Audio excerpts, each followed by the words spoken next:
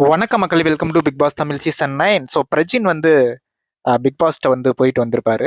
Big pass வந்து கூப்பிட்டு பேசியிருப்பாரு. So வந்ததுக்கப்புறம் வெளியே உட்காந்து பேசிட்டு இருப்பாங்க. சாண்ட்ரா அண்ட் திவ்யா கணேஷ், பிரஜின் 3 பேருமே. அப்போ வந்து பிரஜின்ட்ட வந்து சாண்ட்ரா கேட்பாங்க, பிக் பாஸ் என்ன டாஸ்க் கொடுத்தாரு அப்படின்னு கேட்பாங்க. அதெல்லாம் சொல்ல முடியாது. அது எனக்கும் பிக் பாஸ்க்கும் உள்ள டீலிங் அப்படின்னு வந்து பிரஜின் வந்து சொல்லுவாங்க. உடனே சாண்ட்ரா வந்து, டேய் உனக்கு பொண்டாட்டி முக்கியமா இல்லை பிக் பாஸ் முக்கியமாடா அப்படின்னு வந்து கேட்பாங்க. உடனே நம்ம பிரஜின் வந்து, எனக்கு பிக் பாஸ் தான் முக்கியம் அப்படின்னு வந்து பிரஜின் ஓப்பனா சொல்லிடுவாரு. டேய் 3 மாசம் தான் இங்க இருப்ப, அதுக்கப்புறம் வந்து அங்கேதான் வரணும். நான் பல தடவை சொல்லிட்டேன், 3 மாசத்துக்கு அப்புறம் வீட்டுக்கு தான் வரணும்.